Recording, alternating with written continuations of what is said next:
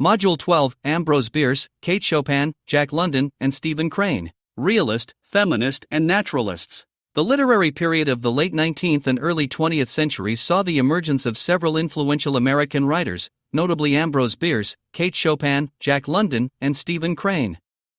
Their works, characterized by elements of realism, naturalism, and early feminist themes, offer a vivid portrayal of their contemporary world. Through their stories, these authors explored complex human emotions, the harsh realities of nature, and societal norms. Ambrose Bierce, a master of suspense. Ambrose Bierce's An Occurrence at Owl Creek Bridge is a striking example of his ability to blend realism and suspense. The story, centered around a man facing execution during the Civil War, explores the psychological dimensions of impending death and the blurring lines between reality and illusion.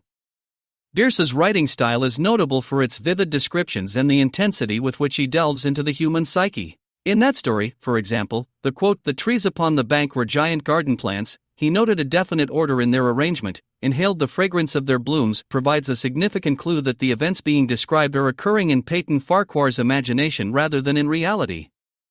This insight is derived from a few key aspects of the quote and the context in which it appears. Unrealistic perception of nature. The description of the trees as giant garden plants with a definite order in their arrangement and the emphasis on the fragrance of their blooms is unusually vivid and idealized. In a real-world setting, especially under the stressful and life-threatening circumstances that Farquhar is facing, such detailed and romanticized perceptions of nature would be unlikely. This heightened sensory experience suggests a departure from reality into the realm of imagination or fantasy. Context of the story. At this point in the story, Farquhar is in an extreme situation, being executed by hanging. The human brain under such intense stress and facing imminent death can experience heightened and altered states of perception. It's common in literature and reported real-life near-death experiences for individuals to have vivid, dreamlike experiences that blend reality with imagination. Literary technique, stream of consciousness. Bierce uses a stream of consciousness narrative technique in this part of the story, which delves into the internal thoughts and perceptions of Farquhar. This method often blurs the lines between reality and imagination, representing the character's mental state rather than objective reality. The surreal description of nature fits well within this narrative style, indicating a shift from the external world to the internal, imaginative realm of Farquhar's mind. Contrast with earlier descriptions. Earlier in the story, the descriptions of the setting are more stark and realistic, fitting the grim situation of a man about to be executed.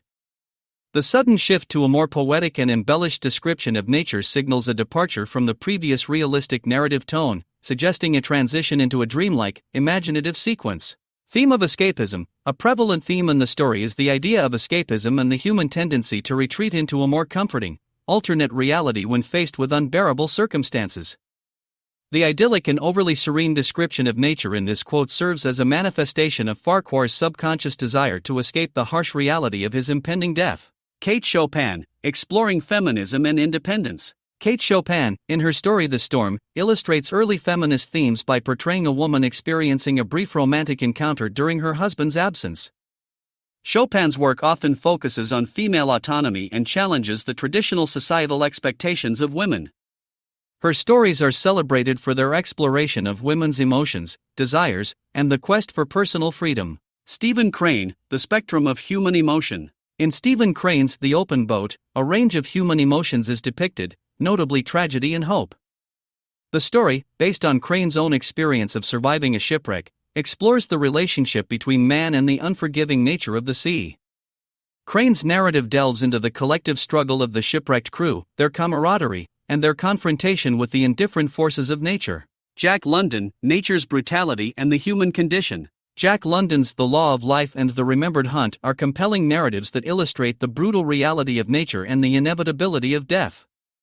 In The Law of Life, the protagonist, Koskush, reflects on his life and the unyielding law of nature as he faces his own mortality. The passage describing the moose symbolizes Koskush's recognition of his impending death and the relentless cycle of life and death in nature. London's inclusion of the life cycle of a maiden in The Law of Life serves to underscore the universality of aging and death. This theme reflects the naturalist perspective of the inevitability and impartiality of death, regardless of one's youth or beauty. In The Remembered Hunt, the pivotal event is the observation of the wolves' attack on the moose. This scene highlights the harsh realities of the natural world and the survival struggles within it. The story also reflects on the bond and shared experiences between the narrator and Xinghe, offering a deeper insight into human connections and the relentless law of nature. Conclusion. The works of Bierce, Chopin, London, and Crane offer a rich tapestry of themes and narratives that reflect the complexities of their time. From Bierce's suspenseful storytelling and Chopin's feminist perspectives to London and Crane's naturalist portrayals of human struggle against nature, these authors provide a nuanced understanding of the human experience. Their stories not only depict the realities of their contemporary world but also continue to resonate with readers today, offering timeless insights into human nature and society.